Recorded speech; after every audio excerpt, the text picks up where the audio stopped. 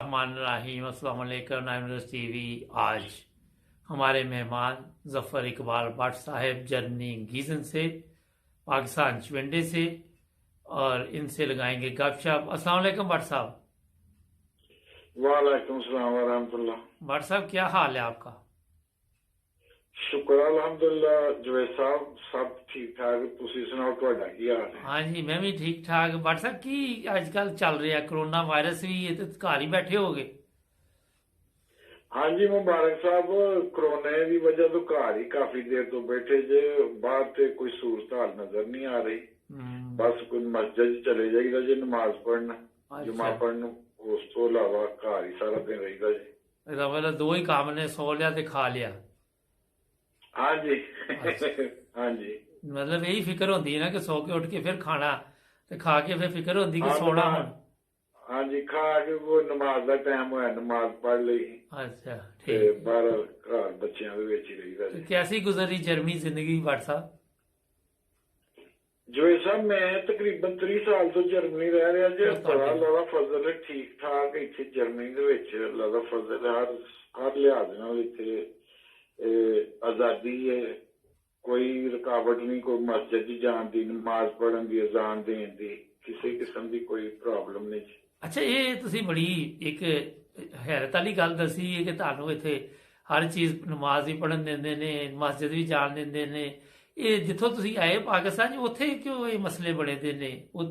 ਉੱਥੇ ਤੇ ਰੋਜ਼ ਆਉਂਦਾ ਕਿ ਕੋਈ ਨਾ ਕੋਈ ਪ੍ਰੋਬਲਮ ਅਹਿਮਦੀਆਂ ਲਈ ਹੋਈ ਹੁੰਦੀ। जवेद साहब, गुजारिश है कि जो पाकिस्तान दे विच हो रहा है, ये ते बिल्कुल ही इस्लाम तो ते कुरान पाक तो, जिहड़ी कुरान पाक दी तलीम है या तरबियत है या आप सल्लल्लाहु अलैहि वसल्लम दा फरमान है, जी या जो भी उन्हां दे फरमान ने बिल्कुल उन्हां दे खिलाफ चल रहे ने। ते अज पाकिस्तान दी वेख लो सूरत हाल की है, दूसरे मुल्कां दी वेख लो की है। ਬੜੀ ਜ਼ਬਰਦਸਤ ਗੱਲ ਕੀਤੀ ਤੁਸੀਂ ਕਿ ਸਭ ਕੁਝ ਸਾਹਮਣੇ ਨਜ਼ਰ ਆ ਰਿਹਾ। हाँ जी, मैं अक्सर जवेद साहब ਜੀ पाकिस्तान जाईदा ते इत्थे भी दोस्तां दे नाल गलबात हुंदी है, ते अक्सर खुद भी आपी भी मसलन इस चीज दे सोच विचार करी दी कि जदों अल्लाह दे फजल नाल पाकिस्तान ते जदों जमात अहमदिया दे दोस्त हर महकमे दे विच सन, ते बड़ा सा खुशहाल जमाना वेख्या दा। हाँ जी, मसलन तुसी जवेद साहब एक चीज, एक मैं गुजारिश करनी चाहना वा। जी जी प्लीज। मेरी कपड़े की दुकान हुंदी सी चुवेंडे, अच्छा ते बड़ा बेहतरीन कारोबार सी। जी ते एह उन्हां वक्तां दी गल है जदों अल्लाह दे फजल नाल जमात अहमदिया दे जेहड़े बहुत ही पायेदार लोग सन या पढ़े लिखे लोग सन, जेहड़े हर महकमे दे विच सन। एह उदों दा वाकया है जी बिल्कुल। कि मेरी दुकान दे नाल एक सब्ज मंडी हुंदी सी जी ते मुबारक साहब उस सब्ज मंडी दे विच कोई 15 को दुकानदार सन जेहड़े सब्जी लांदे सन। जी ते उन्हां 15 दुकानदारां जदों उन्हां दी दुकानदारी अल वेखीदा सी ते यकीन करो कि 2-2 मीटर चौड़े छाबे हुंदे सन। जी ते जेहड़ा भी कुछ, और हर छाबा सब्जी दे नाल भरिया हुंदा सी। ते जेहड़ा कोई सब्जी लैण जांदा हुंदा सी, ਉਹ सब्जी लैण तो बाद दुकानदार टमाटर धनिया अपने वालों मसाला फ्री दे विच छापर च पा छड्डदा सी। बिल्कुल है जी, ठीक किया तुसीं। ते अज उसे ही चौंक दे विच जदों पाकिस्तान जाइए ते यकीन करो जवेद साहब, जेहड़े रोटी खाण वाले छाबे नहीं हुंदे, हाँ जी, छोटे, हाँ बिल्कुल। इन्हां दे विच लोकां सब्जियां उत्थे रखी दियां ने रेहड़ियां दे उत्ते। हाँ जी, हाँ जी ते अल्लाह जानदा जे फिर उत्थे कहीदा हुंदा है जे खुदा दी खुदाई, ये लोग फिर भी नहीं समझदे। ते हुण असीं ते दुआई कर सकने इन्हां लोकां अगे। हाँ जी, इन्हां लोकां वास्ते। अच्छा भट्ट साहब, दवा तो ਅਸੀਂ ਕਰ ਸਕਦੇ, ਮਗਰ ਦਵਾ ਦੇ ਨਾਲ ਹੀ ਲੋਕਾਂ ਨੂੰ ਆਪਣੇ ਆਪ ਨੂੰ ਵੀ ਤਾਂ ਚੇਂਜ ਕਰਨ ਦੀ ਕੋਸ਼ਿਸ਼ ਕਰਨੀ ਚਾਹੀਦੀ ਹੈ ਨਾ। जवेद साहब, अल्लाह ताला इंसान नूं जाया नहीं करता, ठीक है। जी ਇਨਸਾਨ ਖੁਦ ਆਪਣੀਆਂ ਕਰਤੂਤਾਂ ਤੇ ਆਪਣੀਆਂ ਹਰਕਤਾਂ ਤੋਂ ਜ਼ਾਇਆ ਹੁੰਦਾ ਹੈ। ਬਹੁਤ ਖੂਬ, ਤੇ ਫਿਰ ਜ਼ਬਰਦਸਤ। ਖੁਦਾ ਨੇ ਵੀ ਤੇ ਅੱਲਾਹ ਤਾਲਾ ਨੇ ਵੀ ਤੇ ਆਪਣੀ ਫਿਰ ਖੁਦਾਈ ਦੱਸਣੀ ਹੁੰਦੀ ਹੈ ਨਾ, ਮੈਂ ਵੀ ਕੋਈ ਚੀਜ਼ ਹਾਂ। ਬਿਲਕੁਲ ਇਸ ਤਰ੍ਹਾਂ ਹੀ ਹੈ। ਅਗਰ ਤੁਸੀਂ ਮੇਰੀ ਮਖਲੂਕ ਦੇ ਨਾਲ ਜ਼ਿਆਦਤੀ ਕਰੋਗੇ, ਜ਼ੁਲਮ ਕਰੋਗੇ, ਤੇ ਮੇਰਾ ਕੋਈ ਹੋਰ ਤਰੀਕਾ ਹੈ, ਮੇਰਾ ਤਰੀਕਾ ਹੋਰ ਹੈ ਸਜ਼ਾ ਦੇਣ ਦਾ। ਬਹੁਤ ਅੱਛੀ। ਤੁਸੀਂ ਸਮਝੋ। ਹਾਂਜੀ, ਔਰ ਇਹ ਵੀ ਅਕਲਮੰਦਾਂ ਲਈ ਹਦਾਇਤ ਹੈ। ਹਾਂਜੀ, ਇਹ ਵੀ ਫਿਰ ਕੋਈ ਸਮਝਦਾ ਤੇ ਅਸੀਂ ਬੜਾ ਅੱਲਾਹ ਦਾ ਸ਼ਾਨ ਤੇ ਅੱਲਾਹ ਦਾ ਸ਼ੁਕਰ ਕਰਨੇ ਹਾਂ। ਅਸੀਂ ਕਦੀ ਆਪਸ ਵਿੱਚ ਡਿਸਕਸ ਕਰੀਏ ਤਾਂ ਅਸੀਂ ਕਹਿੰਦੇ ਹਾਂ ਕਿ ਅਸੀਂ ਇਸ ਚੀਜ਼ ਦਾ ਸ਼ੁਕਰ ਅਦਾ ਨਹੀਂ ਕਰ ਸਕਦੇ ਕਿ ਸਾਡੀ ਹਦਾਇਤ ਜਿਹੜੀ ਇੱਕ ਅਹਿਮ ਦੀ ਦਿਖਾ ਹੋਈ। ਭੱਟ ਸਾਹਿਬ, ਤੁਹਾਡੇ ਨਾਲ ਵੀ ਮਸਲਾ ਬਣਿਆ ਸੀ ਨਾ ਪਾਕਿਸਤਾਨ, ਕੋਈ ਕੇਸ ਗਲਤ ਮਤਲਬ ਤੁਹਾਡੇ ਵੀ ਫੈਮਿਲੀ ਦੇ ਉੱਤੇ ਕਰ ਦਿੱਤੇ ਸੀ। ਸਾਡੇ ਨਾਲ ਜਿਹੜਾ ਮਸਲਾ ਬਣਿਆ ਸੀ ਜੀ, ਅੱਲਾਹ ਤਾਲਾ ਇਹਨਾਂ ਨੂੰ ਨੇਕ ਹਦਾਇਤ ਦੇ। ਤੁਸੀਂ ਯਕੀਨ ਨਹੀਂ ਕਰਨਾ ਕਿ ਮੈਂ ਆਪਣੀਆਂ ਇਹਨਾਂ ਅੱਖਾਂ ਦੇ ਨਾਲ ਪੂਰਾ ਚਵਿੰਡਾ ਇੱਕ ਪਾਸੇ ਵੇਖਿਆ। ਅੱਛਾ। ਸਾਡੇ ਖਿਲਾਫ ਨਾਅਰੇਬਾਜ਼ੀ ਹੋ ਰਹੀ ਹੈ। ਤੇ ਮੈਂ ਪਹਿਲੀ ਦਫਾ ਜਦੋਂ ਪਾਕਿਸਤਾਨ ਗਿਆ ਸੀ, 14 ਸਾਲ ਬਾਅਦ ਗਿਆ ਸੀ। ਠੀਕ। ਤੇ ਅਸੀਂ ਸਮਝਦੇ ਹਾਂ ਕਿ ਇਹ ਸਾਨੂੰ ਅੱਲਾਹ ਤਾਲਾ ਨੇ ਇਨਾਮ ਦਿੱਤਾ ਹੈ, ਜਿਹੜੀਆਂ ਤਕਲੀਫਾਂ ਇਹਨਾਂ ਲੋਕਾਂ ਸਾਨੂੰ ਦਿੱਤੀਆਂ ਜੀ। ਅੱਜ ਤੁਸੀਂ ਪਾਕਿਸਤਾਨ ਜਾਓ, ਜਿਸ ਸ਼ਹਿਰ ਨਾਲ ਮੇਰਾ ਤਲਕ ਹੈ, ਉੱਥੇ ਮੇਰਾ ਅੱਲਾਹ ਨੇ ਇੰਨਾ ਕੁ ਫਜ਼ਲ ਕੀਤਾ ਹੈ ਕਿ ਚਵਿੰਡੇ 'ਚ ਜਿਹੜੀ ਵੀ ਕੋਈ ਤਰੀਖੀ ਇਮਾਰਤ ਹੈ ਨਾ ਜੀ, ਉਹਦਾ ਮਾਲਕ ਇੱਕ ਅਹਿਮਦੀ ਹੈ। ਮਾਸ਼ਾ ਅੱਲਾਹ। ਉਹ ਜਿਹੜੀਆਂ ਦੁਕਾਨਾਂ 'ਚ ਅਸੀਂ ਕਾਰੋਬਾਰ ਕਰਨੇ ਸਨ ਜੀ, ਅੱਜ ਉਹਨਾਂ ਦੁਕਾਨਾਂ 'ਚ ਉਹ ਲੋਕੀ ਕਿਰਾਏਦਾਰ ਨੇ ਜਿਹੜੇ ਸਾਡੇ ਖਿਲਾਫ ਬਾਵਾਂ ਕਰਦੇ ਸਨ, ਤੇ ਜਾਈਏ ਤੇ ਬੜੀ ਇੱਜ਼ਤ ਕਰਦੇ ਨੇ। ਆਓ ਵਟਸਐਪ ਚਾਹੇ ਅੱਲਾਹ ਤਾਲਾ ਦਾ ਫਜ਼ਲ ਹੈ ਨਾ ਇੱਕ ਖਾਸ। ਹਾਂਜੀ। ਅੱਛਾ, ਵਾਕਿਆ ਕੀ ਹੋਇਆ ਸੀ? ਵਾਕਿਆ ਵੀ ਦੱਸੋ ਜ਼ਰਾ। ਹਾਂਜੀ, ਕੀ ਵਾਕਿਆ ਹੋਇਆ ਸੀ ਉਦੋਂ? ਵਾਕਿਆ ਉਦੋਂ ਹਾਲਾਤ ਇਸ ਤਰ੍ਹਾਂ ਦੇ ਸਨ ਕਿ ਆਪਣਾ ਸਾਡੇ ਜਿਹੜੇ ਮੁਰੱਬੀ ਸਾਹਿਬ ਸਨ ਨਾ ਜੀ, ਬਸ ਉਹਨਾਂ ਨੂੰ ਨਾ ਦੋਸਤ ਜਿਹੜੇ ਗੈਰਾਂ ਦੀ ਦੋਸਤ ਸਨ ਤੰਗ ਕਰਦੇ ਸਨ। ਜਦੋਂ ਆਉਂਦੇ ਸਨ ਨਾ ਜਾਂ ਜਾਂਦੇ ਸਨ ਬਾਜ਼ਾਰ ਜਾਂ ਸ਼ਹਿਰ ਜਾਂ ਸੈਰੋ ਤਫਰੀਹ ਕਰਨ ਜਾਣਾ, ਤੇ ਉਹਨਾਂ ਦੇ ਨਾਲ ਬਦਤਮੀਜ਼ੀ ਕਰਦੇ ਸਨ। ਇਹ ਕਿਹੜੇ ਸੰਨ ਦੀ ਗੱਲ ਹੈ? ਫਿਰ ਇਹ ਸਨ 89 ਦੇ ਐਂਡ ਦਾ ਵਾਕਿਆ, ਜਿਸ ਸਨ ਬਸ ਸਮਝ ਲਓ ਸਨ 1989 ਦੇ ਐਂਡ ਦਾ ਵਾਕਿਆ। 30 ਸਾਲ ਹੋ ਚੱਲੇ, 30-31 ਸਾਲ। ਠੀਕ ਹੈ। ਅੱਛਾ, ਫਿਰ ਤਕਰੀਬਨ ਗਰਮੀਆਂ ਦੇ ਦਿਨ ਸਨ, ਭਰ ਗਰਮੀਆਂ ਦੇ ਦਿਨ ਸਨ। ਅੱਛਾ। ਹਾਂਜੀ।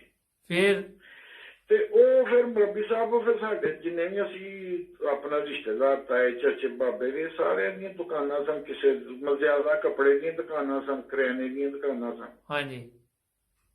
ਤੇ ਉਹ ਫਿਰ ਬੱਚੇ ਜਿਹੜੇ ਤੰਗ ਕਰਦੇ ਹੁੰਦੇ ਸਨ, ਉਹ ਬਾਜ਼ਾਰ ਆਉਣਾ ਤੇ ਉਹਨਾਂ ਨੂੰ ਸਮਝਾਉਣਾ ਕਿ ਤੁਸੀਂ ਹਿੱਸਾ ਨਾ ਕਰੋ, ਅਸੀਂ ਇੱਕ ਸ਼ਹਿਰ ਦੇ ਰਹਿਣ ਵਾਲੇ ਹਾਂ, ਤੇ ਤੁਸੀਂ ਮਤਲਬ ਪਿਆਰ ਨਾਲ ਸਮਝਾਉਣਾ ਉਹਨਾਂ ਨੂੰ ਕਿ ਤੁਸੀਂ ਉਸਤਾਦ ਵੀ ਨੇ। ਹਾਂਜੀ। ਉਹ ਮੁਬਾਰਕ ਸਾਹਿਬ ਫਿਰ ਇੱਕ ਵਾਰੀ ਦੋ ਵਾਰੀ ਕਿਹਾ, ਨਹੀਂ ਮੁਸੇ ਇਸ ਚੀਜ਼ ਨੂੰ ਨਾ ਸਮਝੇ। ਤੇ ਫਿਰ ਮੇਰੇ ਇੱਕ ਤਾਏ ਦਾ ਬੇਟਾ ਸੀ ਲਿਆਸ ਭੱਟ, ਉਹ ਹੰਬਰਗ ਹੀ ਹੁੰਦੇ ਨੇ ਉਹ ਵੀ। ਅੱਛਾ। ਉਹਨਾਂ ਇੱਕ ਦਿਨ ਆਪਣੀ ਦੁਕਾਨ 'ਚ ਬੁਲਾਇਆ ਤੇ ਉਹਨਾਂ ਨੂੰ ਸਮਝਾਇਆ, ਮਗਰ ਉਹਨੇ ਫਿਰ ਦੁਕਾਨ 'ਚ ਵੀ ਆਣ ਕੇ ਬੜੀ ਬਦਤਮੀਜ਼ੀ ਕੀਤੀ। ਅੱਛਾ। ਉਹ ਫਿਰ ਤੁਹਾਨੂੰ ਪਤਾ ਫਿਰ ਯੰਗ, ਉਹ ਅੱਜ ਤੋਂ ਤੁਸੀਂ 30 ਸਾਲ ਪਿੱਛੇ ਤੁਰ ਜੋ, ਅਸੀਂ ਮੇਰਾ ਮਤਲਬ ਹਰ ਲਿਹਾਜ਼ ਨਾਲ ਅੱਲਾਹ ਦਾ ਫਜ਼ਲ ਦੀ ਮਾਲੀ ਜਾਨੀ ਤਾਕਤ ਹਰ ਲਿਹਾਜ਼ ਨਾਲ ਗੁੱਸਾ ਵੀ ਆ ਨਹੀਂ ਬਰਦਾਸ਼ਤ ਫਿਰ ਹੋਇਆ, ਤੇ ਫਿਰ ਉੱਥੇ ਹੱਥੋਂ ਪਾਈ ਹੋ ਗਏ। ਅੱਛਾ। ਉਹ ਬਸ ਐਵੇਂ ਹੱਥੋਂ ਪਾਈ ਹੋਏ ਜੇ, ਤੇ ਉਹ 110 ਹੀ ਉਹ ਇੱਕ ਜਿਸ ਤਰ੍ਹਾਂ ਨਾਰਾ ਜਿਹਾ ਵੱਜ ਗਿਆ ਬਾਜ਼ਾਰ ਦੇ ਵਿੱਚ, ਉਹ ਮਰਜ਼ੀ ਉਹ ਮੁਸਲਮਾਨੋਂ ਕਿੱਥੇ ਗਈ ਤੁਹਾਡੀ ਗੈਰਤ, ਮਤਲਬ ਕਿ ਸ਼ਾਲ ਦਿੱਤਾ।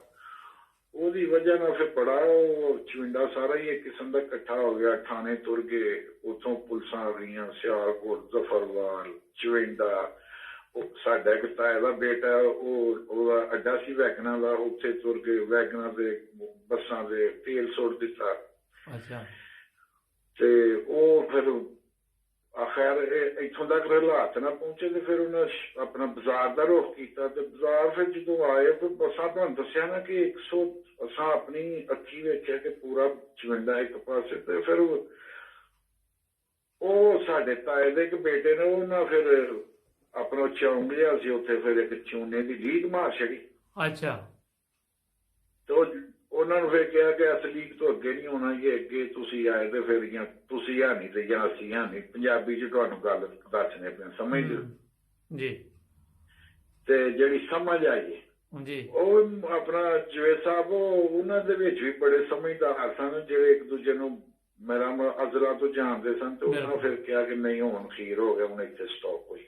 ਅੱਛਾ। ਬਸ ਫਿਰ ਤੋਂ ਵਾਪਸ ਚਲੇ ਗਏ ਨੇ ਤੇ ਸਾਡੇ ਫਿਰ ਮੈਂ ਵੀ ਜ਼ਖਮੀ ਹੋਏ ਸਾਂ ਥੋੜੇ ਜਿਹੇ, ਮੈਂ ਵੀ ਜ਼ਖਮੀ ਹੋਇਆ ਸਾਂ, ਬਾਕੀ ਸਾਡੇ 4-5 ਦੋਸਤ ਸਨ ਜਿਹੜੇ ਜ਼ਖਮੀ ਹੋਏ ਸਨ ਜਿਹਨਾਂ ਨੂੰ ਸੱਟਾਂ ਵੱਜੀਆਂ ਸਨ। ਅੱਛਾ। ਉਹ ਫਿਰ ਹਾਂਜੀ ਮੈਂ ਪੁੱਛਣ ਲੱਗਾ ਸੀ ਪਹਿਲੇ ਤੁਸੀਂ ਲੋਕ ਇਕੱਠੇ ਹੀ ਰਹਿੰਦੇ ਸੀ, ਕੋਈ ਮਸਲਾ ਨਹੀਂ ਸੀ ਹੈਗਾ? ਨਹੀਂ ਹਾਂਜੀ ਕੋਈ ਮਸਲਾ ਨਹੀਂ ਸੀ ਹੈਗਾ। ਪਹਿਲਾਂ ਮਰੱਬੀ ਸਾਹਿਬ ਆਪਣਾ ਜਵੇਦ ਸਾਹਿਬ ਬੜਾ ਅੱਛਾ ਮਾਹੌਲ ਸੀ, ਇੱਕ ਦੂਜੇ ਦੇ ਨਾਲ ਗਮੀ ਖੁਸ਼ੀ ਮੇਰਾ ਮਤਲਬ ਸ਼ਾਮਲ ਹੋਣਾ, ਕੋਈ ਐਸੀ ਪ੍ਰੋਬਲਮ। ਬਸ ਚਵਿੰਡੇ ਦੇ ਵਿੱਚ ਥੋੜੇ ਜਿਹੇ ਕੋਈ ਗਲਤ ਬੰਦੇ ਮੇਰਾ ਮਤਲਬ ਇਸ ਲਾਈਨ ਤੇ ਚੱਲਣ ਲੱਗ ਪਏ, ਉਹਨਾਂ ਫਿਰ ਚਵਿੰਡੇ ਦਾ ਹੀ ਮਾਹੌਲ ਖਰਾਬ ਕਰ ਛੱਡਿਆ। ਉਸ ਤੋਂ ਬਾਅਦ ਸਾਡੇ ਤੇ FIR ਕੱਟ ਕੀਤੀ ਕੋਈ 13 ਤੋਂ ਅਸੀਂ ਕਜ਼ਨ ਸਾਂ ਉਹਨਾਂ ਦੇ, ਸਾਰੇ ਰਿਸ਼ਤੇਦਾਰ ਤਾਏ ਚਾਚੇ ਬਾਬੇ ਤੇ ਅਸੀਂ ਉਸ ਤਰ੍ਹਾਂ। ਅੱਛਾ ਮੈਂ ਤੁਹਾਨੂੰ ਇੱਕ ਵਾਕਿਆ ਇੱਕ ਸੁਣਾਵਾਂ ਜੇ ਛੋਟਾ ਜਿਹਾ ਜੀ। ਜਦੋਂ ਸਾਡੇ ਅਸੀਂ ਇਹ ਹਾਲਾਤ ਠੀਕ ਥੋੜੇ ਜਿਹੇ ਨੇ ਉਸੇ ਟਾਈਮ ਤੇ ਸਾਡੇ ਘਰ ਵੀ ਨਾਲੋਂ ਨਾਲ ਨੇ ਸਾਰੇ ਜੀ। ਅਸੀਂ ਫਿਰ ਮੈਂ ਤੇ ਬਹੁਤ ਜ਼ਖਮੀ ਹੋਇਆ ਸੀ ਜੇ ਮੇਰਾ ਤੇ ਖੂਨ ਹੀ ਨਹੀਂ ਸੀ, ਛੁਰੀ ਲੱਗੀ ਸੀ ਤੇ ਬਾਜ਼ੂ ਤੇ ਖੂਨ ਹੀ ਨਹੀਂ ਸੀ ਰੁਕਦਾ ਤੇ ਉਹ ਬਹੁਤ ਗਹਿਰੀ ਸੱਟ ਲੱਗ ਗਈ। ਹਾਂਜੀ ਉਹ ਉਸ ਹਾਲਤ 'ਚ ਘਰ ਕੇ ਦੁਕਾਨ ਦੀਆਂ ਚਾਬੀਆਂ ਸੇਲਾਂ ਸਭ ਕੋਈ ਘਰ ਰੱਖਿਆ ਤੇ ਅਸੀਂ ਤੁਸੀਂ ਅੰਦਾਜ਼ਾ ਲਾ ਲਓ ਕਿ ਉਸ ਟਾਈਮ ਅੱਧੇ ਘੰਟੇ ਦੇ ਵਿੱਚ ਚਵਿੰਡੇ 'ਚ ਦਫਾ 44 ਲੱਗ ਗਈ। ਅੱਛਾ। ਤੇ ਚਵਿੰਡੇ ਨੂੰ 2 ਰਾਹ ਲੱਗਦੇ ਨੇ ਮੇਨ, ਮਤਲਬ 3, ਇੱਕ ਜ਼ਫਰੋਆ ਰੋਡ, ਇੱਕ ਪਸਰੂਰ ਰੋਡ, ਇੱਕ ਫਲੋਰਾ ਰੋਡ ਤੇ ਇੱਕ ਸਿਆਲਕੋਟ ਰੋਡ ਜੀ। ਚਾਰੇ ਰੋਡਾਂ ਦੇ ਉੱਤੇ ਪੁਲਿਸ ਨੇ ਨਾਕਾ ਲਾ ਦਿੱਤਾ ਕਿ ਕੋਈ ਚਵਿੰਡੇ 'ਚੋਂ ਬਾਹਰ ਨਾ ਨਿਕਲੇ। ਅੱਛਾ ਬਾੜ ਸਾਹਿਬ ਇੱਕ ਬ੍ਰੇਕ ਤੇ ਜਾਣਾ, ਵਾਕਿਆ ਲੰਬਾ ਹੈ ਕਿ ਛੋਟਾ ਜਿਹੜਾ ਸੁਣਾਣਾ ਸੀ?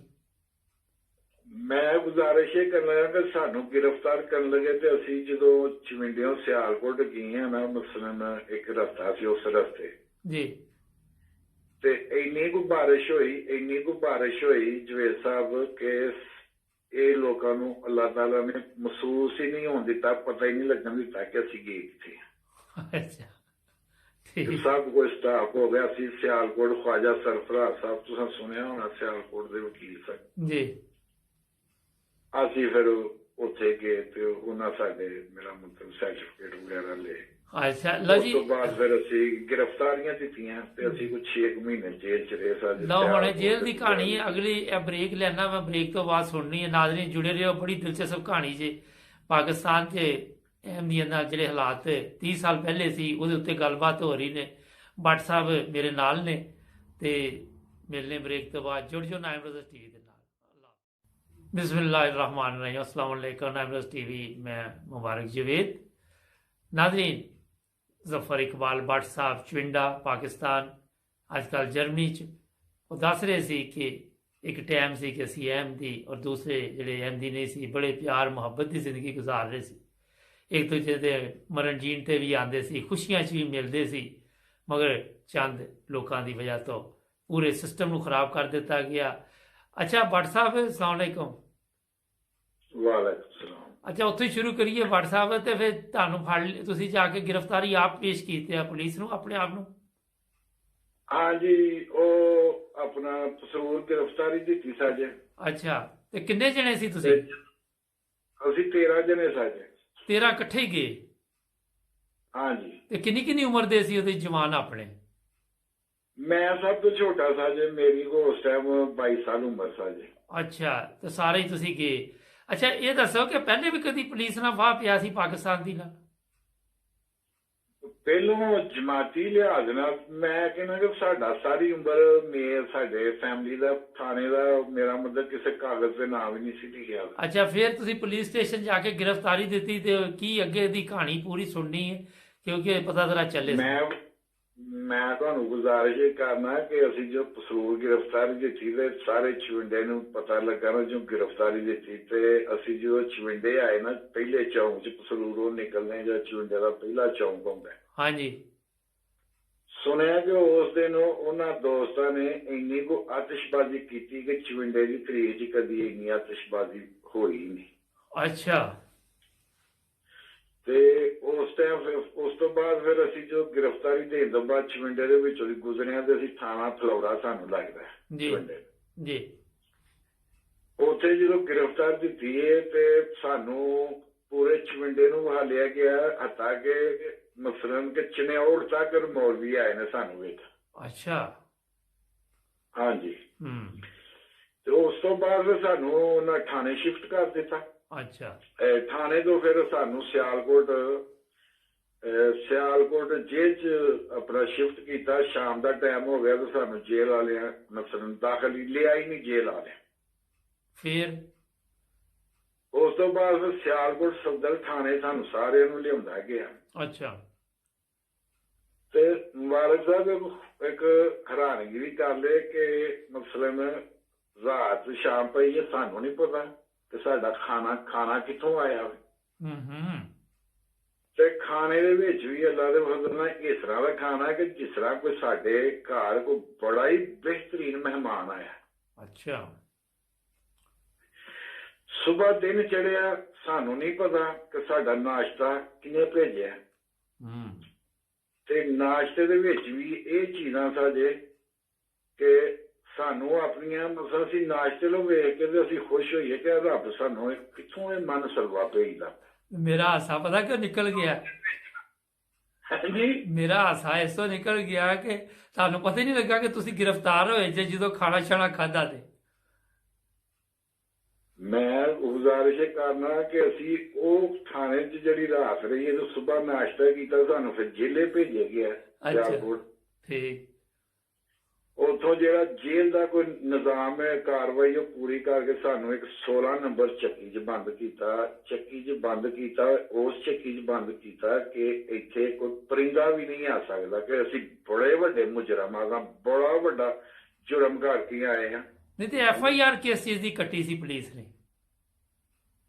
ਹਾਂਜੀ, ਕਿਸ ਚੀਜ਼ ਦੀ FIR ਕੱਟੀ, ਕੀ ਕੀਤਾ ਸੀ? ਇਹ ਵੀ ਕਿ ਸਾਡਾ ਤਲਕ ਜਮਾਤ ਦੀਆਂ ਨਾਲ। ਨਹੀਂ ਤੇ ਚੱਕੀ 'ਚ ਕਿਉਂ ਬੰਦ ਕੀਤਾ? ਤੁਸੀਂ ਕੋਈ ਟੈਰਰਿਸਟ ਸੀ? ਚੱਕੀ 'ਚ ਸਾਨੂੰ ਇਸ ਵਾਸਤੇ ਬੰਦ ਕੀਤਾ ਸੀ ਕਿ ਫਾਰਸੀ ਵਾਰਡ ਉਹਨੂੰ ਕਹਿੰਦੇ ਨੇ ਕਿ ਸਾਡੇ ਤੇ ਕੋਈ ਜਾਨੀ ਹਮਲਾ ਨਾ ਕਰ ਦੇ, ਕੋਈ ਸਾਨੂੰ ਕੋਈ ਕਤਲ ਨਾ ਕਰ ਦੇਵੇ। ਅੱਛਾ, ਸਾਡੀ ਜਾਨ ਨੂੰ ਨੁਕਸਾਨ ਨਾ ਪਹੁੰਚਾਏ।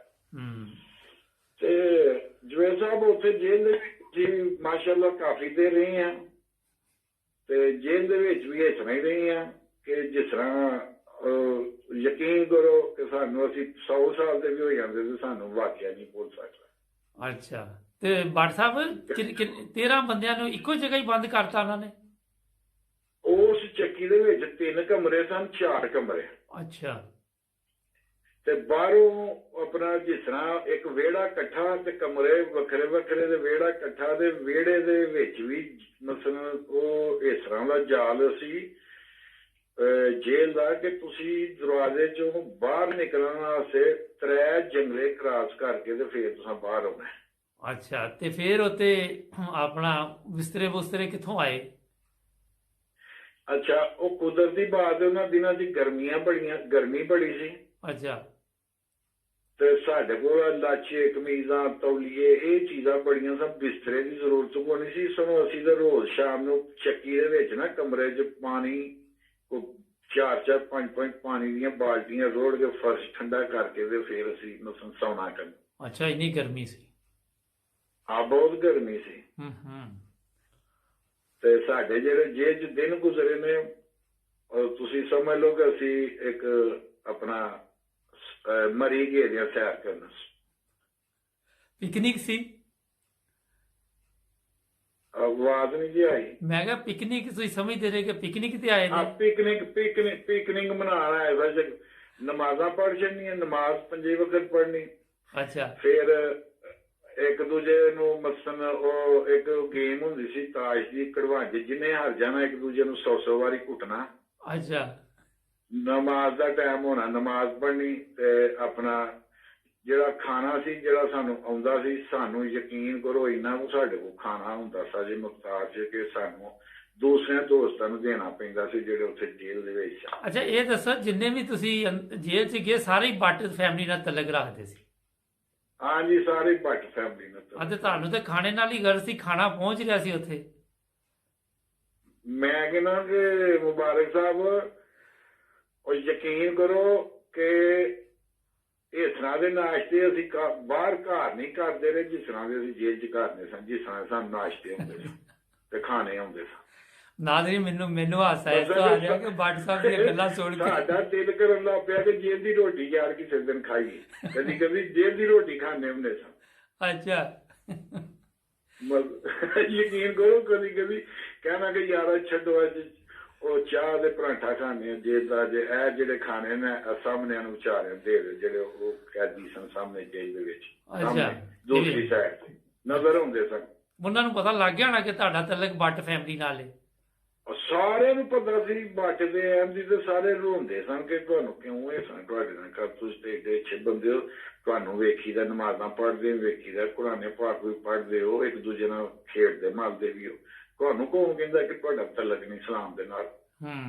ਤੇ ਫਿਰ ਅਸੀਂ ਕਹਿਣਾਂਗੇ ਤੁਸੀਂ ਜਾ ਕੇ ਫਿਰ ਜਾਂ ਤੇ ਪੁੱਛੋ ਆਪਣਾ ਹਕੂਮਤ ਪਾਕਿਸਤਾਨ ਨੂੰ ਤੇ ਜਾਂ ਪੁੱਛੋ ਜਾ ਕੇ ਫਿਰ ਸਾਊਦੀ ਅਰਬ ਵਾਲਿਆਂ ਜਾਂ ਮੌਲਵੀਆਂ ਨੂੰ ਪੁੱਛੋ। ਪ੍ਰੋਬਲਮ ਆਹੋ ਵੀ ਮੌਲਵੀਆਂ ਨੂੰ ਪੁੱਛੋ, ਸਾਨੂੰ ਤੁਹਾਡੇ ਕੋਲ ਕੋਈ ਪ੍ਰੋਬਲਮ ਨਹੀਂ, ਤੁਹਾਨੂੰ ਹੀ ਸਾਡੇ ਕੋਲ ਪ੍ਰੋਬਲਮ ਹੈ। ਮਤਲਬ ਬੜਾ ਹੱਸਣਾ ਖੇਡਣਾ ਕਰਨਾ ਜੇਲ੍ਹ 'ਚ। ਫਿਰ ਉੱਥੋਂ ਸਾਨੂੰ ਉਹਨਾਂ ਸਿਆਗ ਗੁਜਰਾਂ ਲਈ ਸ਼ਿਫਟ ਕਰ ਛੜਿਆ ਸੀ ਜੇਲ੍ਹ ਦੇ ਵਿੱਚ ਨਾ। ਅੱਛਾ ਇਹ ਦੱਸੋ ਕਿ ਉੱਥੇ ਤੁਹਾਡੇ ਨਾਲ ਉਹਨਾਂ ਨੇ ਕੋਈ ਤਸ਼ੱਦਦ ਵਗੈਰਾ ਵੀ ਕੀਤਾ ਜਾਂ ਕੋਈ ਬਦਤਮੀਜ਼ੀ ਵੀ ਕੀਤੀ? ਇਹ ਅੱਲਾ ਦਾ ਬੜਾ ਆਸਾਨ ਜੇ ਤੁਸੀਂ ਯਕੀਨ ਨਹੀਂ ਕਰਨਾ ਕਿ ਇੱਕ ਤੁਹਾਨੂੰ ਛੋਟਾ ਜਿਹਾ ਵਾਕਿਆ ਸੁਣਾਵਾਂ। ਤੁਹਾਨੂੰ ਪਤਾ ਜਦੋਂ ਜੇਲ੍ਹ ਦੇ ਵਿੱਚ ਜਾਂਦੇ ਨੇ ਨਾ ਦੋਸਤ, ਤੇ ਉਹਨਾਂ ਨੂੰ ਜਦੋਂ ਉਸ ਅਸਿਸਟੈਂਟ ਸੁਪਰੀਡੈਂਟ ਅੱਗੇ ਪੇਸ਼ ਕਰਦੇ ਨੇ ਤਾਂ ਪਿੱਛੇ ਇੱਕ ਹੁੰਦਾ ਲੰਬੜਦਾਰ। ਅੱਛਾ ਜੇਲ੍ਹ 'ਚ ਉਹਨੇ ਪਹਿਲਾਂ ਮਾਰਨੀ ਹੁੰਦੀ ਹੈ ਗਿੱਚੀ ਦੇ ਉੱਤੇ ਚਪੇੜ, ਸਾਹਮਣੇ ਹੋਣ ਲੱਗਿਆ। ਤੇ ਮੇਰਾ ਵੱਡਾ ਭਾਈ ਨਾ, ਅਸੀਂ ਪਿੱਛੇ ਤੇ ਮੇਰਾ ਵੱਡਾ ਭਾਈ ਅੱਗੇ, ਤੇ ਉਹ ਜਦੋਂ ਪੇਸ਼ ਹੋਣ ਲੱਗਾ ਤੇ ਉਹ ਲੰਬੜਦਾਰ ਚਪੇੜ ਮਾਰਨ ਲੱਗਾ। ਤੇ ਸਾਡੇ ਚਵਿੰਡੇ ਦਾ ਇੱਕ ਸੈਯਦ ਲੜਕਾ ਸੀ ਸ਼ਾਹ। ਅੱਛਾ ਉਹਨੇ ਨਾ ਉਹਦਾ ਹੱਥ ਫੜ ਲਿਆ ਤੇ ਉਹਨੇ ਕਿਹਾ ਸਾਹਿਬ ਬਹਾਦਰ ਇਹ ਦੋਸਤ ਜਿਹੜੇ ਨੇ ਇਸ ਕਾਬਲ ਨਹੀਂ ਹੈਗੇ ਕਿ ਇਹਨਾਂ ਚਪੇੜ ਮਾਰੀ ਜਾਏ।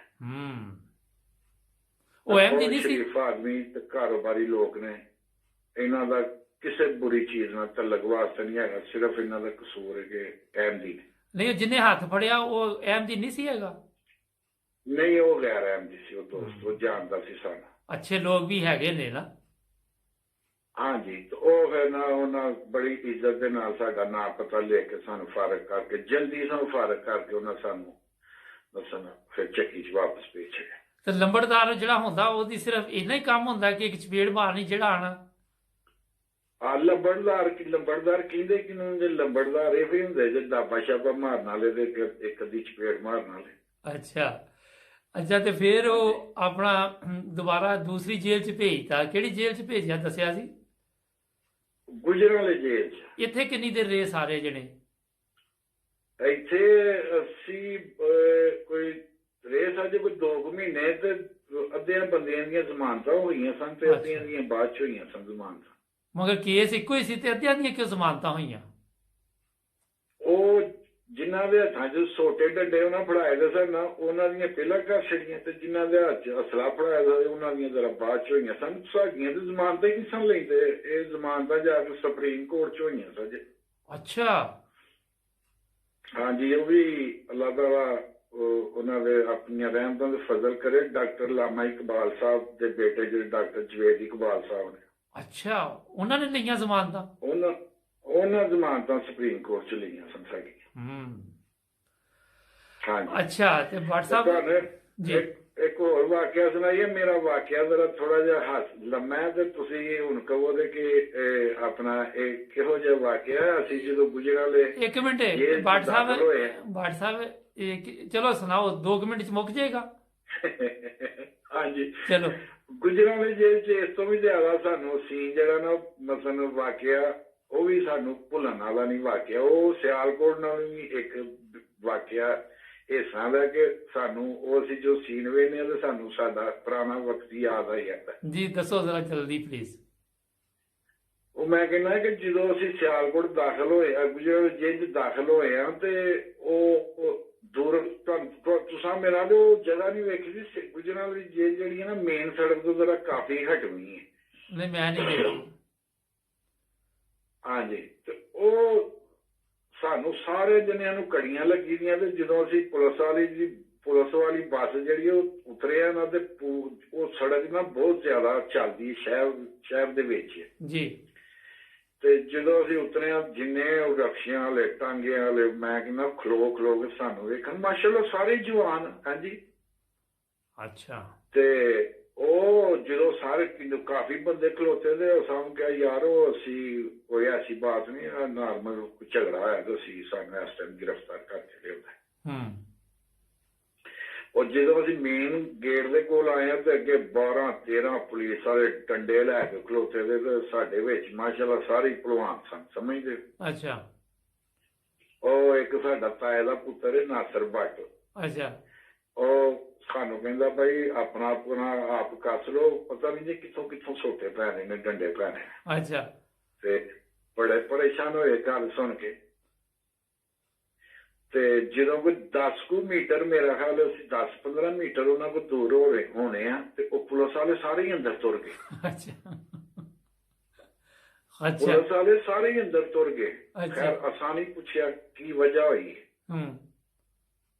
ਉਹ ਸੁਪਰੀਡੈਂਟ ਜੇਲ੍ਹ ਵੀ ਉੱਥੇ, ਅਸਿਸਟੈਂਟ ਸੁਪਰੀਡੈਂਟ ਵੀ ਉੱਥੇ। ਖੈਰ ਜਦੋਂ ਅਸੀਂ ਜੇਲ੍ਹ ਦੇ ਵਿੱਚ ਦਾਖਲ ਹੋ ਗਏ ਆ ਤੇ ਉੱਥੇ ਸਭ ਤੋਂ ਪਹਿਲਾਂ ਇੱਕ ਜਗ੍ਹਾ ਹੁੰਦੀ ਹੈ ਉੱਥੇ ਉਹ ਨਾਮ। ਅੱਛਾ ਬਾਟ ਸਾਹਿਬ ਇੱਕ ਬ੍ਰੇਕ ਦਾ ਮੈਨੂੰ ਕਿਹਾ ਜਾ ਰਿਹਾ। ਸੁਪਰੀਡੈਂਟ ਹੁੰਦਾ ਛੋਟਾ, ਉਹਨੇ ਸਾਰਾ ਨਾਂ ਪਤਾ ਲਿਖ ਕੇ। ਅੱਛਾ ਬਾਟ ਸਾਹਿਬ ਅੱਛਾ ਮੈਂ ਕਿਹਾ ਬ੍ਰੇਕ ਦਾ ਕਿਹਾ ਜਾ ਰਿਹਾ ਕਿ ਬ੍ਰੇਕ ਨਾਜ਼ਰੀਨ ਲੈ ਲਈਏ ਪਾਰਟ 3 ਚ ਬਾਕੀ ਬੜੀਆਂ ਜ਼ਬਰਦਸਤ ਗੱਲਾਂ ਬਾਟ ਸਾਹਿਬ ਨਾਲ ਤੇ ਜੁੜੇ ਰਹੋ ਨਾਇਮ ਬ੍ਰਦਰਜ਼ ਟੀਵੀ ਦੇ ਨਾਲ। ਸਬਸਕ੍ਰਾਈਬ ਕਰਨਾ ਰਾਹੀਮ। अस्सलाम वालेकुम नाइम ब्रदर्स टीवी में मुबारक जवेद जफर इकबाल भट्ट साहब साढ़े नाल और जेल का दास्तान दस रहे ने और हसा भी रहे ने। मैनू भी हासा आ रहा जो गल्लां करदे कि खाना जो आ गया फिर सानू याद ही नहीं रहा कि असीं जेल च वां। जी भट्ट साहब अस्सलाम वालेकुम। अच्छा वालेकुम सलाम। वो अपना जवेद साहब जो असीं दाखिल होए हैं ना जेल च ते सुपरिटेंडेंट जेल साहब और एक मेज ते एक कुर्सी पई दी है। ਉਹਦੇ ਉੱਤੇ ਇੱਕ ਰਜਿਸਟਰਡ ਪਿਆ ਹੈ। ਅੱਛਾ। ਤੇ ਅਸੀਂ ਸਾਰੇ ਪੈਰਾਂ ਭਾਰ ਥੱਲੇ ਪੈ ਗਏ ਹਾਂ। ਠੀਕ। ਉਹ ਜਿਹੜੇ ਸੁਪਰੀਡੈਂਟ ਜੇਲ੍ਹ ਸਾਹਿਬ ਜੇ ਨਾ ਉਹਨਾਂ ਦਾ ਨਾਮ ਸੀ ਹਾਫਿਜ਼ ਜੀਜ਼ੁੱਲਾ ਭੱਟ। ਅੱਛਾ। ਗੁਜਰਾਲੇ ਦੇ ਸਨ ਉਹ। ਠੀਕ। ਤੇ ਮਾਸ਼ਾਅੱਲਾ ਉਹਨਾਂ ਦੀ ਬਾਡੀ ਬੰਦਾ ਮਤਲਬ ਸਹੀ ਬੰਦਾ ਕਲਾਵੇ ਚ ਲੈ ਤੇ ਉਹਨਾਂ ਦੀ ਬਾਡੀ ਜਿਹੜੀ ਹੈ ਉਹ ਨੇਚੀ ਕਲਾਵੇ ਚ ਆਉਂਦੀ ਹੈ ਤੇ ਮਾਸ਼ਾਅੱਲਾ ਜਵਾਨ ਤੇ ਚੌੜੇ। ਠੀਕ। ਜਦੋਂ ਸਾਡੇ ਨਾਂ ਲਿਖਣ ਲੱਗਦੇ ਇਹਨਾਂ ਦੇ ਨਾਂ ਦੇ ਨਾਲ ਹਰ ਨਾਂ ਦੇ ਨਾਲ ਭੱਟ ਤੇ ਬਾਅਦ ਕਹਿੰਦੇ ਤੁਸੀਂ ਸਾਰੇ ਹੀ ਭੱਟ ਹੋ। ਅੱਛਾ। ਆਵਾਂਗੇ ਹਾਂ ਜੀ ਸਾਰੇ ਭੱਟ। ਕਹਿੰਦਾ ਯਾਰ ਇਹ ਜੇਲ੍ਹ ਜਿਹੜੀ ਹੈ ਨਾ 80% ਭੱਟਾਂ ਨਾਲ ਭਰੀ ਦੀ ਹੈ ਗੁਜਰਾਲੇ ਦੀ। ਉਹ ਸਾਡੀ ਖੈਰ ਹੈ ਜੀ। ਇਹਦਾ ਮਤਲਬ ਉਹਨਾਂ ਨੂੰ ਪਤਾ ਸੀ ਕਿ ਹੁਣ ਇੱਥੇ ਖਾਣ ਪੀਣ ਦੀ ਮਹਿਫਲ ਚੱਲੇਗੀ। ਅੱਛਾ। ਉਹ ਸਾਡੇ ਵਿੱਚੋਂ ਨਾ ਇੱਕ ਸਾਡੇ ਤਾਏ ਦਾ ਬੇਟਾ ਮੁਹੰਮਦ ਯਕੂਬ ਭੱਟ ਉਹ ਇਸ ਟਾਈਮ ਇੰਗਲੈਂਡ ਹੁੰਦੇ ਨੇ। ਅੱਛਾ। ਉਹ ਵੀ ਬਾਡੀ ਬਿਲਡਰ ਸੀ। ਤੇ ਇਹਨਾਂ ਹਾਫਿਜ਼ ਸਾਹਿਬ ਦੀ ਤੇ ਉਹਨਾਂ ਦੀ ਮੁਲਾਕਾਤ ਵਿਹਾੜੀ ਇੱਕ ਪ੍ਰੋਗਰਾਮ ਸੀ ਬਾਡੀ ਬਿਲਡਰ ਦਾ ਤੇ ਉੱਥੇ ਮੁਲਾਕਾਤ ਹੋਈ ਸੀ। ਅੱਛਾ।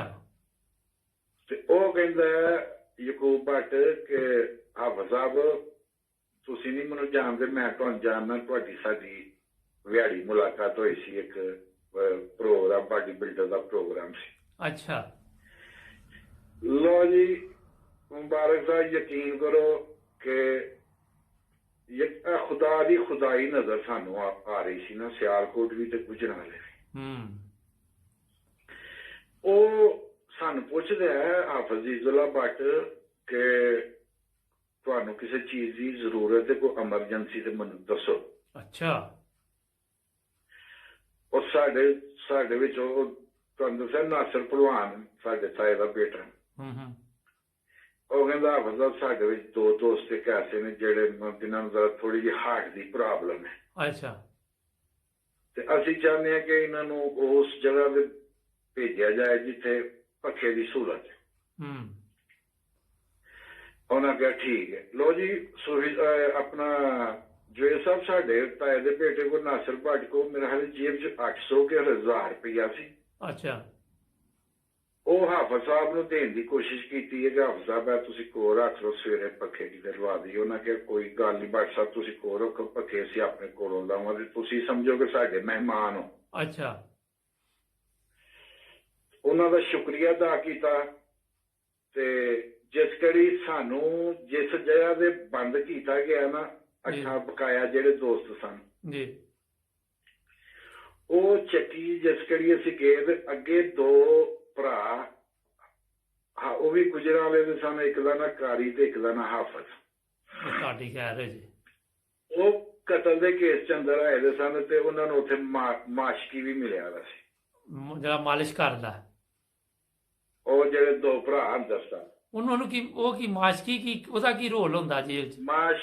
ਮਾਸ਼ਕੀ ਦਾ ਰੋਲ ਹੁੰਦਾ ਹੈ ਕਿ ਮਸਲਨ ਜਿਹੜੇ ਇਹੋ ਜਿਹੇ ਬੰਦੇ ਹੁੰਦੇ ਨਾ ਬੜੇ ਤਗੜੇ, ਅੱਛਾ, ਉਹਨਾਂ ਨੇ ਇੱਕ ਮਾਸ਼ਕੀ ਦਿੱਤਾ ਜਾਂਦਾ ਜਿਹੜਾ ਉਹਨਾਂ ਦਾ ਮਸਲਨ ਖਾਣਾ ਤਿਆਰ ਕਰੇ ਜਾਂ ਉਹਨਾਂ ਦੀ ਸੇਵਾ ਕਰੇ। ਹਾਂਜੀ, ਉਹ ਕਤਲ ਚਾਹੇ ਦੇ ਅੰਦਰ। ਹਾਂਜੀ, ਮਸਲਨ ਕਿ ਟੈਲੀਵਿਜ਼ਨ ਲੱਗਾ ਦਾ, ਫਰਿੱਜ ਅੰਦਰ ਹੈ, ਟੈਲੀਵਿਜ਼ਨ ਅੰਦਰ ਇੱਕ ਮੁਲਾਜ਼ਮ ਸਮਝ ਲਓ ਤੁਸੀਂ, ਜਿਹੜਾ ਮਾਸ਼ਕੀ ਨੇ ਇੱਕ ਮੁਲਾਜ਼ਮ ਸਮਝ ਲਓ। ਅੱਛਾ, ਕੀ ਬਾਤ ਹੈ। ਹਾਂਜੀ, ਉਹ ਜਿਸ ਕੇ ਲਈ ਸਾਡੀ ਉਹਨਾਂ ਨਾਲ ਮੁਲਾਕਾਤ ਹੋਈ ਤੇ ਸਾਨੂੰ ਉਹਨਾਂ ਮਤਲਬ ਮਿਲੇ ਗਿਲੇ ਨਾ ਪਤਾ ਦੱਸਿਆ। ਸਾਨੂੰ ਪੁੱਛਦੇ ਨੇ ਕਿ ਤੁਸੀਂ ਇਸ ਟਾਈਮ ਕਿਹੜਾ ਜੁਰਮ ਕਰਕੇ ਆਏ ਹੋ, ਕੌਣ ਹੋ ਤੁਸੀਂ, ਆਪਣਾ ਤਾਰਫ ਕਰਾਓ। ਅੱਛਾ। ਅਸੀਂ ਕਿਹਾ ਜਨਾਬ ਹੁਣ ਸੁਬਾਹ ਤੁਹਾਨੂੰ ਦੱਸਾਂਗੇ, ਹੁਣ ਸ਼ਾਮ ਦਾ ਟਾਈਮ ਹੈ, ਰਾਤ ਬਹੁਤ ਜ਼ਿਆਦਾ ਹੋ ਗਈ। ਕਹਿੰਦੇ ਨਹੀਂ ਤੁਹਾਡੀ ਬੜੀ ਮਿਹਰਬਾਨੀ ਹੋਏਗੀ, ਤੁਸੀਂ ਦੱਸੋ, ਕਿਉਂਕਿ ਅਸੀਂ ਸਾਰੇ ਮਾਸ਼ਾਅੱਲਾ ਜਵਾਨ ਤੇ ਮੂੰਹ ਮੱਥੇ ਲੱਗਣ ਵਾਲੇ ਸਾਰੇ। ਹਾਂਜੀ ਹਾਂਜੀ, ਉਹ ਵੀ ਪੁੱਛਣਾ ਚਾਹੁੰਦੇ ਸਨ ਜੀ, ਤੇ ਅਸੀਂ ਦੱਸਣਾ ਹੀ ਸਾਂ ਚਾਹੁੰਦੇ ਸ਼ਾਮ ਦਾ ਟਾਈਮ ਹੈ, ਕੋਈ ਮੇਰਾ ਮਤਲਬ ਹਾਲਾਤ ਨਾ ਕੋਈ ਖਰਾਬ ਹੋ ਗਿਆ। ਉਹਨਾਂ ਸਾਨੂੰ ਮਜਬੂਰ ਕੀਤਾ ਤੇ ਅਸਾਂ ਦੱਸਿਆ ਕਿ ਸਾਡਾ ਜਮਾਤ ਅਹਿਮਦੀਆ ਨਾਲ ਤਲਕ ਇਹ ਸਾਡੇ ਨਾਲ ਵਾਕਿਆ ਹੋਇਆ ਤੇ ਇਸ ਵਜ੍ਹਾ ਤੋਂ ਅਸੀਂ ਆਏ ਹਾਂ। ਅੱਛਾ।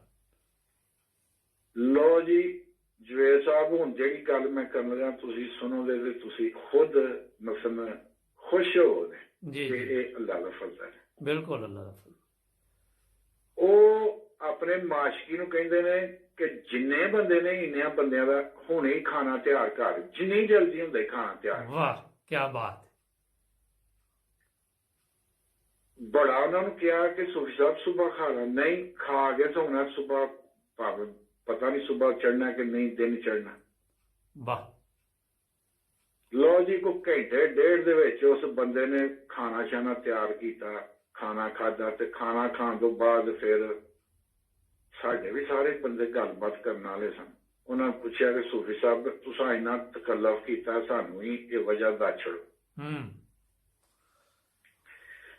ਉਹਨਾਂ ਨੇ ਕਿਹਾ ਕਿ ਸਾਡਾ ਤਲਕ ਤਾਂ ਨਹੀਂ ਜਮਾਤ ਅਹਿਮਦੀਆ ਨਾਲ, ਮਗਰ ਅਸਾਂ ਬਚਪਨ ਤੋਂ ਲੈ ਕੇ ਤੇ ਜਵਾਨੀ ਤੱਕ ਅਸਾਂ ਜਿਹੜੀ ਸਾਡੀ ਤਰਬੀਅਤ ਤੇ ਤਲੀਮ ਹੋਈ ਹੈ ਉਹ ਸਾਡੀ ਰਬੋਏ ਦੇ ਵਿੱਚ ਹੋਈ ਹੈ। ਸੁਭਾਨ ਅੱਲਾਹ। ਹਾਂਜੀ, ਕੀ ਬਾਤ। ਉਹਨਾਂ ਕਿਹਾ ਫਿਰ ਪੁੱਛਿਆ ਸਾਰੀ ਅਸਾਮੀ ਸੂਰਤ ਵਾਲ। ਉਹਨਾਂ ਕਿਹਾ ਕਿ ਸਾਡਾ ਜਿਹੜਾ ਵਾਲਾ ਸੀ ਉਹ ਦੁਸ਼ਮਣੀਦਾਰ ਬੰਦਾ ਸੀ ਤੇ ਅਸੀਂ ਛੋਟੇ ਛੋਟੇ ਹੁੰਦੇ ਸਾਂ। ਅੱਛਾ। ਤੇ ਸਾਡੇ ਬਾਪ ਨੂੰ ਸਾਡਾ ਬੜਾ ਫਿਕਰ ਹੁੰਦਾ ਸੀ ਕਿ ਮੇਰੇ ਛੋਟੇ ਬੱਚੇ ਜਿਹੜੇ ਨੇ ਇਹਨਾਂ ਦੇ ਕੋਈ ਵਾਰ ਨਾ ਕਰ ਦੇਵੇ। ਉਹਨਾਂ ਦਾ ਕੋਈ ਦੋਸਤ ਸੀ, ਕੋਈ ਗੈਰ ਅਹਿਮਦੀ। ਅੱਛਾ। ਉਹਨਾਂ ਦੇ ਵਾਲਦ ਨੂੰ ਮਸ਼ਵਰਾ ਦਿੱਤਾ ਕਿ ਤੂੰ ਆਪਣੇ ਬੱਚੇ ਬਚਾਉਣਾ ਚਾਹੁੰਦਾ। ਇਹ ਉਹਨਾਂ ਦੀ ਜ਼ੁਬਾਨੀ ਜੇ ਸਾਰੀ ਕਹਾਣੀ ਜਿਹੜੀ ਮੈਂ ਤੁਹਾਨੂੰ ਸੁਣਾਉਣ ਡਿਆ ਉਹਨਾਂ ਸਾਨੂੰ ਸੁਣਾਈ ਦੀ।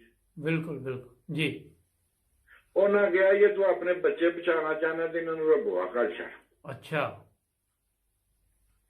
ਲਓ ਜੀ, ਉਹਨਾਂ ਫਿਰ ਆਪਣੇ ਬੱਚੇ ਰਗੂਆ ਕੱਲੇ, ਉੱਥੇ ਹੀ ਉਹਨਾਂ ਕੁਰਾਨ ਪੜ੍ਹਿਆ, ਉੱਥੇ ਹੀ ਨਮਾਜ਼ਾਂ ਪੜ੍ਹੀਆਂ ਸਿੱਖੀਆਂ। ਹਰ ਜਦੋਂ ਜਵਾਨ ਹੋ ਗਏ ਉਹਨਾਂ ਕਿਹਾ, ਕਹਿੰਦੇ ਫਿਰ ਅਸਾਂ ਉਹਨਾਂ ਕੋਲ ਇਜਾਜ਼ਤ ਲਈ ਤੇ ਅਸੀਂ ਇਜਾਜ਼ਤ ਲਈ, ਕਿਉਂਕਿ ਉਹਨਾਂ ਦਾ ਫਿਰ ਬਾਪ ਜਿਹੜਾ ਸੀ ਉਹਨਾਂ ਨੂੰ ਦੁਸ਼ਮਣਾਂ ਨੇ ਮਾਰ ਛੜਿਆ। ਅੱਛਾ। ਉਹ ਫਿਰ ਬੱਚੇ ਜਦੋਂ ਜਵਾਨ ਹੋਏ ਨੇ, ਕਾਰੀ ਤੇ ਸੂਫੀਏ ਫਿਰ ਆਪਣਾ ਆਏ ਨੇ, ਤੇ ਇਹਨਾਂ ਫਿਰ ਉਹਨਾਂ ਫਿਰ ਦੱਸਿਆ ਕਿ ਅਸਾਂ ਫਿਰ ਆਪਣੇ ਮਾਂ ਬਾਪ ਦੇ ਬਦਲੇ ਲਏ, ਤੇ ਸਾਡਾ ਮਸਲ ਜਿਹੜੀ ਪਰਵਰਿਸ਼ ਸਾਡੀ ਹੋਈ ਦੀ ਉਹ ਸਾਡੀ ਰੱਬੂ ਹੋਈ ਦੀ ਹੈ। ਦੀਨੀ ਜਿੰਨੀ ਵੀ ਤਲੀਮ ਹੈ ਅਸਾਂ ਉੱਥੋਂ ਸਿੱਖੀ, ਮਗਰ ਇਹ ਸਾਡਾ ਜਿਹੜਾ ਦੁਸ਼ਮਣੀਆਂ ਦਾ ਮਾਮਲਾ ਇਹਦਾ ਅਸਲ ਕਿ ਇਸ ਚੀਜ਼ ਨਾਲ ਤਲਕ ਨਹੀਂ, ਮਗਰ ਇਹ ਕਿ ਅਸੀਂ ਜਿੰਨੀ ਦੇਰ ਵੀ ਜ਼ਿੰਦਾ ਵਾਂ, ਅਸੀਂ ਜਿੱਥੇ ਵੀ ਸਾਨੂੰ ਕੋਈ ਤੁਹਾਡੀ ਜਮਾਤ ਦਾ ਬੰਦਾ ਲੱਭੇਗਾ ਅਸੀਂ ਉਹਦੇ ਖਿਦਮਤ ਹੀ ਕਰਦੇ ਰਵਾਂਗੇ। ਲਓ ਜੀ, ਜਵੇਦ ਸਾਹਿਬ ਜਦੋਂ ਦਿਨ ਚੜਿਆ ਨਾ 9-10 ਦਾ ਟਾਈਮ ਹੋਇਆ, ਤੇ ਫਿਰ ਉਹ ਫਿਰ ਨਿਜ਼ਾਮ ਕਿ ਜਿਹੜਾ ਇੱਕ ਜੇਲ੍ਹ ਦਾ ਸਿਸਟਮ ਹੈ, ਹਾਂਜੀ ਜੀ, ਉਹ ਅਸੀਂ 13 ਜਣੇ ਲਾਈਨ 'ਚ ਲੱਗੇ ਦੇ ਨਾਂ ਪਤਾ ਲਿਖਾਉਣ ਵਾਸਤੇ, ਤੇ ਬੈਠੇ ਹੀ ਬਾਹਰ ਹੀ ਗਈਆਂ ਤੇ ਮੁਲਾਕਾਤ ਆ ਗਈ। ਅੱਛਾ। ਨਾਸਰ ਅਹਿਮਦ ਭੱਟ ਜੀ ਜਿਹੜੇ ਚਵਿੰਡੇ ਦੇ ਨੇ, ਉਹਨਾਂ ਕਿਹਾ ਜੀ ਮੈਂ ਉਹਨਾਂ ਜੀ ਮੁਲਾਕਾਤ ਤੁਹਾਡੀ ਆਏਗੀ। ਅੱਛਾ। ਲਓ ਜੀ, ਉਹ ਨਾਸਰ ਅਹਿਮਦ ਭੱਟ ਸਾਹਿਬ ਬਾਹਰ ਗਏ ਮੁਲਾਕਾਤ ਕਰਨ ਤੇ ਕੋਈ 15 ਮਿੰਟ ਲੱਗੇ, ਤੇ ਜਦੋਂ ਵਾਪਸੀ ਆਉਂਦੇ ਨਾ ਦੂਰੇ ਹੀ ਨਜ਼ਰ ਆਉਂਦੇ ਸਨ, ਕਿਉਂਕਿ ਅਸੀਂ ਮੈਦਾਨ 'ਚ ਬੈਠੇ ਦੇ ਸਾਂ, ਤੇ ਦੋਵਾਂ ਹੱਥਾਂ ਦੇ ਵਿੱਚ ਇੱਕ ਛਾਪਰ। ਅੱਛਾ। ਦੋਵਾਂ ਹੱਥਾਂ ਦੇ ਵਿੱਚ ਇੱਕ ਛਾਪਰ, ਤੇ ਜਦੋਂ ਸਾਨੂੰ ਮਸਲ ਨਾ ਪਤਾ ਸਾਂ ਲਿਖ ਲਿਆ, ਉਹਨਾਂ ਲਿਖ ਲਿਆ, ਸਾਨੂੰ ਫਾਰਗ ਕੀਤਾ, ਤੇ ਸਾਨੂੰ ਫਿਰ ਇੱਕ ਚੱਕੀ 'ਚ ਬੰਦ ਕੀਤਾ। ਉਹ ਚੱਕੀ ਇਸ ਤਰ੍ਹਾਂ ਦੀ ਸੀ ਜਿਸ ਤਰ੍ਹਾਂ ਇੱਕ ਛੋਟੀ ਜਿਹੀ ਵੋਨਗ ਨਹੀਂ ਹੁੰਦੀ ਘਰ, ਜਾਂ ਛੋਟਾ ਫਲੈਟ ਹੁੰਦਾ ਫਲੈਟ, ਇਹ ਸਨਮਾਨ ਦੀ ਜੇਲ੍ਹ ਦੇ ਵਿੱਚ ਚੱਕੀ ਸੀ ਉਹ। ਅੱਛਾ, ਇੱਕ ਇੱਥੇ ਸਵਾਲ ਹੈ, ਜਦੋਂ ਤੁਸੀਂ ਛਾਪਰ ਦੂਰੋਂ ਵੇਖੇ ਤੇ ਜਾਨ 'ਚ ਜਾਨ ਆਈ ਵੀ ਨਾਸ਼ਤਾ ਆ ਗਿਆ? ਮੈਂ ਤੁਹਾਨੂੰ ਦੱਸ ਦਿੰਦਾ ਨਾ, ਉਹ ਨਾਸ਼ਤਾ ਅਸੀਂ ਜਿਹੜਾ ਹਾਫਿਜ਼ ਸਾਹਿਬ ਨੇ ਸਾਨੂੰ ਖਾਣਾ ਖਵਾ ਲਿਆ ਸੀ, ਹਲੇ ਤਾਂ ਉਹ ਹੀ ਨਹੀਂ ਸੀ ਹਜ਼ਮ ਹੋਇਆ। ਉਹ ਤੁਹਾਡੀ ਖੈਰ ਹੋਈ। ਅੱਛਾ, ਫਿਰ ਉਹ ਉੱਥੇ ਜੋ ਫਾਰਗ ਹੋਇਆ ਸਾਨੂੰ ਫਾਰਸੀ ਵਾਰਡ 'ਚ ਭੇਜਿਆ, ਤੇ ਅੱਗੇ 2 ਭਲਵਾਨ, ਬੜੇ ਬਿਹਤਰੀਨ ਭਲਵਾਨ, ਤੇ 2 ਹਾਫਿਜ਼ਾਬਾਦ ਦੇ। ਅੱਛਾ। ਤੇ ਉਹ ਜਦੋਂ ਅੰਦਰ ਦਾਖਲ ਹੋਇਆ ਸਲਾਮ ਦੁਆ ਲਈ, ਤੇ ਸਾਨੂੰ ਆਪਣਾ ਤਾਰਫ ਕਰਾਇਆ, ਇੱਕ ਦੂਜੇ ਤੋਂ ਮਿਲੇ ਗਿਲਿਆਂ, ਤੇ ਉਹ ਜਿਸ ਘੜੀ ਲਿਫਾਫੇ ਖੋਲੇ ਦੇ ਵਿੱਚ ਹਰ ਮਸਲ ਡੱਬੇ 'ਚ ਪਲਾ, ਓਏ ਮੁਰਗੀ ਵਾਲਾ ਪਲਾ, ਉਹ ਤੁਹਾਡੀ ਖੈਰ ਹੈ ਜੀ, ਤੇ ਵਿੱਚ ਇੱਕ ਪਰਚੀ ਲਿਖੀ ਸੀ। ਅੱਛਾ। ਕਿ ਅੱਜ ਦੁਪਹਿਰ ਨੂੰ 2 ਵਜੇ ਮੁਲਾਕਾਤ ਆਏਗੀ, ਤੇ ਪਲੀਜ਼ ਤੁਸੀਂ ਜੋ ਕੁਝ ਖਾਣਾ ਪੂਰੇ ਹਫਤੇ ਦਾ ਮੰਗਲ ਬੁੱਧ ਕੱਢ ਕੇ ਜੋ ਕੁਝ ਖਾਣਾ ਐਸ ਪਰਚੀ ਤੇ ਲਿਖ ਕੇ ਤੇ ਐਸ ਡੱਬਿਆਂ 'ਚ ਪਾ ਕੇ ਸਾਨੂੰ ਵਾਪਸ ਦੇ ਦੇ। ਤੇ ਮੰਗਲ ਬੁੱਧ ਕਿਉਂ ਕੱਢਿਆ ਵਿੱਚੋਂ? ਉਹ ਮੰਗਲ ਬੁੱਧ ਗੋਸ਼ਤ ਉਹ ਆਪਣਾ ਉਹ ਗੋਸ਼ਤ ਨਹੀਂ ਨਾ ਹੁੰਦਾ ਆਪਣੇ ਕੋਲ ਨਾ, ਮੰਗਲ ਬੁੱਧ ਨਹੀਂ, ਤੇ ਗੋਸ਼ਤ ਤੋਂ ਇਲਾਵਾ ਵੀ ਤੇ ਖਾ ਸਕਦੇ ਸੀ ਕੁਝ ਤੁਸੀਂ। ਅੱਛਾ ਜਵੇਦ ਸਾਹਿਬ, ਉਹ ਜਿਸ ਘੜੀ ਉੱਥੇ ਗਏ ਜੀ, ਤੇ ਇੱਕ ਦਾ ਨਾਂ ਸੀ ਮਨਜ਼ੂਰ ਅਹਿਮਦ ਚੱਠਾ, ਵਕੀਲ ਸਨ ਹਾਫਿਜ਼ਾਬਾਦ ਦੇ ਜੀ, ਤੇ ਇੱਕ ਦੋਸਤ ਦਾ ਨਾਂ ਸੀ ਮੁਸਰਤ ਸ਼ਹੀਨ। ਅੱਛਾ। ਥੀਮ ਅੱਛਾ। ਹਾਫਿਜ਼ਾਬਾਦ ਦੇ ਥੀਮ ਤੁਸੀਂ ਸੁਣੀ ਹੀ ਹੋਣਾ। ਨਹੀਂ, ਮੈਂ ਕਿੱਥੇ, ਮੈਂ ਸਿਰ ਹਾਫਿਜ਼ਾਬਾਦ ਦਾ ਸੋਨ ਹਲਵਾ ਸੁਣਿਆ ਦਾ। ਅੱਛਾ ਜੀ। ਅੱਛਾ, ਫਿਰ ਮਸਲਨ ਕਿ ਉੱਥੇ ਵੀ ਸਾਡੀ ਇਸ ਤਰ੍ਹਾਂ ਦੀ ਲਾਈਫ ਗੁਜ਼ਰੀ ਜੀ, ਜਿਸ ਤਰ੍ਹਾਂ ਅਸੀਂ ਘਰ ਆਏ ਦੇ ਹਾਂ, ਕੋਈ ਪਿਕਨਿਕ ਮਨਾਉਣ ਆਏ ਦੇ ਹਾਂ, ਤੇ ਕੁਝ ਵਾਹਵਾ ਦਿਨ ਗੁਜ਼ਰੇ। ਅੱਛਾ। ਕੋਈ 10-12 ਦਿਨ ਗੁਜ਼ਰੇ, ਤੇ ਉਹ ਮੇਰੇ ਇੱਕ ਤਾਏ ਦਾ ਬੇਟਾ, ਉਹਦਾ ਨਾਂ ਹੈ ਜਵੇਦ ਭੱਟ। ਉਹ ਮੈਨੂੰ ਕਹਿੰਦੇ ਨੇ ਕਿ ਜ਼ਫਰ ਅੱਜ ਯਾਰ ਆਟਾ ਤੂੰ ਗੁੰਨ੍ਹ। ਅੱਛਾ। ਉਹ ਮੈਂ ਭਾ ਸਾਡੀ ਰੋਟੀ ਤੇ ਘਰੋਂ ਆਉਂਦੀ ਤੇ ਸਾਨੂੰ ਆਟਾ ਜ਼ਰੂਰ ਗੁੰਨ੍ਹਣਾ। ਕਹਿੰਦੇ ਨੇ ਪੁੱਤਰ ਕੋ ਨਹੀਂ ਗੱਲ, ਤੁਸੀਂ ਇਹ ਨਹੀਂ ਕਿਹਾ ਕਿ ਇੰਜੀ ਪਕਾ ਲਓ ਗੁੰਨਣ ਤੋਂ ਬਗੈਰ ਹੀ? ਹਾਂਜੀ, ਕਹਿਣਾ ਅਸੀਂ ਗੁੰਨਣ ਤੋਂ ਬਗੈਰ ਹੀ ਪਕਾ ਲਓ ਅੱਜ। ਉਹ ਜਿਹੜੇ ਸਨ ਨਾ ਦੋਸਤ, ਉਹਨਾਂ ਦਾ ਵੀ ਉਹੀ ਹਿਸਾਬ ਸੀ, ਉਹਨਾਂ ਨੂੰ ਵੀ ਉੱਥੇ ਮਾਸ਼ਕੀ ਮਿਲਿਆ ਦਾ ਸੀ, ਤੇ ਉਹ ਵੀ ਉੱਥੇ ਹੀ ਆਪਣਾ ਖਾਣਾ ਚੱਕੀ 'ਚ ਬਣਾਉਂਦੇ ਸਨ। ਅੱਛਾ ਭੱਟ ਸਾਹਿਬ, ਇੱਕ ਬ੍ਰੇਕ ਲੈ ਲਈਏ, ਤੇ ਬ੍ਰੇਕ ਤੋਂ ਬਾਅਦ ਫਿਰ ਗੱਲਬਾਤ ਕਰ ਰਹੇ ਇਹਨਾਂ ਦੀ।